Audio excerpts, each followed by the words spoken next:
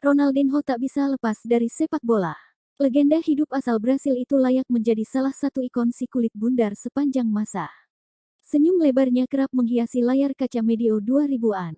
Gelar Piala Dunia 2002 dan pemain terbaik dunia 2004 dan 2005 mempertegas kualitasnya sebagai primadona lapangan hijau pada masanya. Pria dengan nama asli Ronaldo Assis de Moreira itu sudah mengenal sepak bola sejak kecil berkat peran keluarganya. Sang ayah, João de Assis Moreira merupakan penggawa klub kecil Esporte Clube Cruzeiro. Sementara sang kakak Roberto Assis Moreira sempat membela Grêmio. Ronaldinho pertama kali menyita perhatian media ketika ia menginjak usia 13 tahun. Pada sebuah pertandingan lokal, ia berperan penting dalam kemenangan 23-0 timnya. Sebab, Ronaldinho mencetak seluruh 23 gol tersebut. Ia akhirnya lolos seleksi ke level internasional untuk membela timnas Brasil Junior pada kejuaraan dunia U17 di Mesir pada 1997 silam. Ronaldinho mencetak gol penentu kemenangan di semifinal kontra Jerman hingga membawa timnya keluar sebagai juara usai menumbangkan Ghana di partai final. Prestasi itu cukup bagi Ronaldinho masuk ke dalam tubuh skuad klub Liga Brasil Grêmio, meski harus meniti di level junior pada 1998, namun, hanya butuh satu musim baginya untuk menembus skuad utama dan berkontribusi dalam satu gelar Copa Sul sekarang menjadi Copa Sudamericana pada 1999. Momen Ronaldinho saat menggocek legenda Brasil Dunga, menarik perhatian banyak orang. Sejak saat itu Ronaldinho digadang-gadang bakal menjadi bintang dunia. 2 tahun berselang, petualangan Ronaldinho di Eropa dimulai ketika Paris Saint-Germain merekrutnya dengan mahar 5 juta euro, angka yang tidak begitu besar jika membandingkan biaya 45 juta euro yang dikeluarkan Real Madrid untuk mendatangkan Zinedine Zidane di periode yang sama. Ronaldinho pun mulai banyak dikenal orang seiring penampilannya bersama PSG, ia pun terpilih masuk skuad Brasil untuk Piala Dunia 2002. Ronaldinho yang masuk ke dalam daftar pemain Brasil di Piala Dunia 2002 berhasil membuktikan bakatnya, belum hilang dari ingatan penikmat sepak bola betapa cerdiknya seorang Ronaldinho ketika memukau semua orang lewat gol tendangan bebas ke gawang Inggris di perempat final. Gol itu sekaligus memuluskan jalan Brasil untuk menembus tahap demi tahap hingga akhirnya berhasil meraih juara Piala Dunia. Sampai saat ini, generasi penerus Brasil belum berhasil mengulang sejarah tersebut. Kegilaan yang ditampilkan pria kelahiran tanggal 21 Maret tahun 1980 itu membuat Barcelona terpincut mendatangkannya ke Camp Nou. Blaugrana bahkan rela menaikkan nilai transfer 5 kali lipat dengan merogoh kocek 30 juta euro demi mendatangkan Ronaldinho. Kemilau karir Ronaldinho berada di puncak ketika berseragam Barcelona.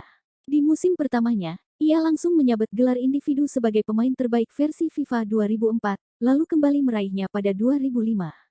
Ia bahkan meraih piala prestisius Ballon d'Or pada 2005 usai mempersembahkan satu gelar La Liga musim 2004-2005 dan Piala Konfederasi 2005.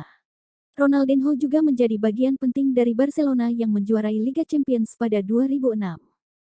Namun 2 musim berikutnya, Ronaldinho memilih AC Milan sebagai pelabuhan karir di benua biru, magisnya belum hilang ketika merumput bersama David Beckham. Ronaldinho bertahan selama 2,5 tahun di Serie A Italia. Publik sempat terkesiap ketika Ronaldinho enggan membela klub Eropa lain dan memilih pulang ke kampung halamannya. Alasannya eksentrik, Ronaldinho ingin pulang kampung agar bisa berpesta dengan teman-temannya di Brasil.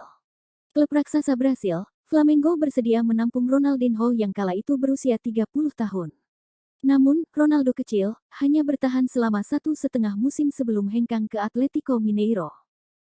Banyak anggapan sinar Ronaldinho sudah redup. Namun ketika membela Mineiro, ia berhasil menyandang gelar pemain Amerika Latin terbaik 2013.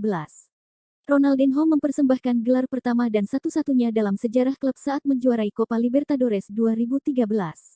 Usai mencapai klimaks bersama Mineiro, pada 2014 Ronaldinho memutuskan hengkang ke Liga Meksiko Querétaro selama 1 musim. Sejak saat inilah sinar Ronaldinho perlahan-lahan benar-benar meredup. Ia kemudian pulang ke Brasil untuk bergabung dengan Fluminense pada 2015. Akan tetapi, ia hanya bisa bertahan selama 4 bulan karena tersandung masalah. Pada 2015, Ronaldinho harus berurusan dengan polisi akibat kasus pembangunan properti di lahan ilegal saat membuat sebuah dermaga di rumahnya di danau kota Porto Alegre. Ia dikenai denda 27,4 miliar rupiah akibat perbuatannya. Ronaldinho bahkan dilarang menjual 57 rumah dan apartemen yang tercatat di data pemerintah setempat untuk menebus kesalahan. Ronaldinho juga terpaksa harus menyerahkan paspornya kepada pemerintah karena dianggap bermasalah hingga memutuskan pensiun sebagai pesepak bola profesional pada 2018. Masalah belum berakhir. Ketika Ronaldinho dan sang kakak kembali berurusan dengan polisi, ia dinyatakan bersalah ketika terbukti menggunakan paspor palsu saat masuk ke Paraguay untuk mengikuti laga persahabatan. Itu terjadi pada Maret tahun 2020. Ronaldinho diketahui membawa paspor Paraguay dengan wajah dirinya. Hal tersebut membuat Ronaldinho terpaksa mendekam selama 32 hari di penjara Paraguay dengan tingkat keamanan maksimum. Selama di penjara, Ronaldinho dikabarkan mendapat sambutan hangat dari para narapidana. Mereka pun sempat bermain sepak bola di area penjara. Ronaldinho akhirnya dibebaskan karena dianggap tidak mengetahui bahwa yang dilakukannya merupakan perbuatan yang salah. Kini, Ronaldinho tetap menjalani hidupnya di sepak bola. Namun, ia tak meniti karir sebagai pelatih atau manajemen klub. Legenda sepak bola Brasil itu memilih sibuk menjadi ambasador berbagai merek dagang komersil. Selain itu, ia getol menerima undangan dari seluruh penjuru untuk mengembalikan tabungannya yang sempat ludes.